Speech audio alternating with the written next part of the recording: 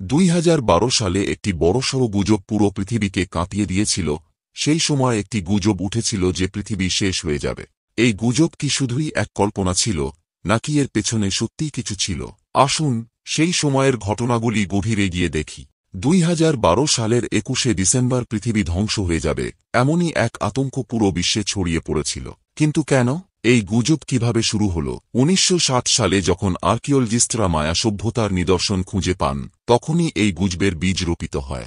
খননের সময় মায়া সভ্যতার একটি স্টোন ট্যাবলেট পাওয়া যায়, যেখানে উল্লেখ ছিল 13তম বাক্তুন শেষ হলে মায়া দেবতা পৃথিবীতে আসবেন এবং পুরো পৃথিবী ধ্বংস করে দেবে, যা পুরোপুরি পৃথিবী ধ্বংসের ইঙ্গিত দেয়।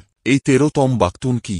মায়া সভ্যতায় সময়কে বাক্তুনের মাধ্যমে গণনা করা হতো। তাদের মতে এটি ছিল পৃথিবীর এক চক্রের সমাপ্তি, ধ্বংস নয়। কিন্তু মানুষ এটিকে ভুলভাবে ব্যাখ্যা করল। তবে কেবল এই ট্যাবলেট থেকেই তো এমন গুজব ছড়ায়নি।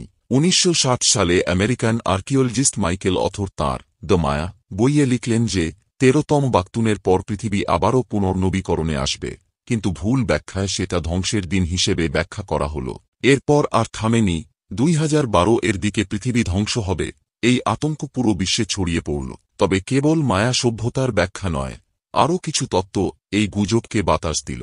আমেরিকান ন্যান্সি লিডার নামের এক মহিলা নিবিড় ক্যাটাক্লিজম তত্ত্ব দিলেন, যার মতে পৃথিবীর পাশ দিয়ে একটি বিশাল গ্রহ বা গ্রহাণু অতিক্রম করবে, যা বিশাল ধ্বংসযজ্ঞ ঘটাতে সক্ষম।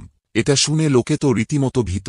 এটাই শেষ নয়, এরপরেও বিভিন্ন লেখক, গবেষক নিজেদের মতামত দিয়ে 21শে ডিসেম্বরকে ধ্বংসের দিন হিসেবে আরও বাস্তবসম্মত করে তুলল।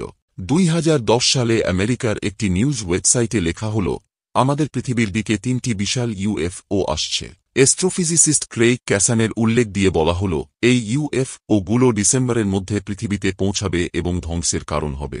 ভাবুন একবার, লোকে কেমন আতঙ্কিত হয়েছিল।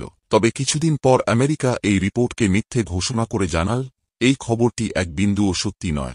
ইতিমধ্যে সবকিছু ঠিক ছিল, কিন্তু তার মধ্যে 2012 সালে আসার আগে আরও একটি ভয়ঙ্কর তত্ত্ব সামনে এল, সোলার ম্যাক্সিমাম।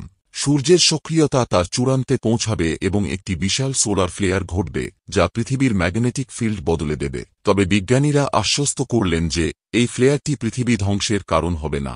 এরপর গ্যালাকটিক অ্যালাইনমেন্ট ও শিভা হাইপোথেসিস এর মতো তত্ত্ব এল, যা মানুষকে আরও আতঙ্কিত করল। অবশেষে 21শে ডিসেম্বর 2012 এল। তখনও সবাই উত্তেজনার মধ্যে অপেক্ষা করছে ধ্বংস হবে কিনা।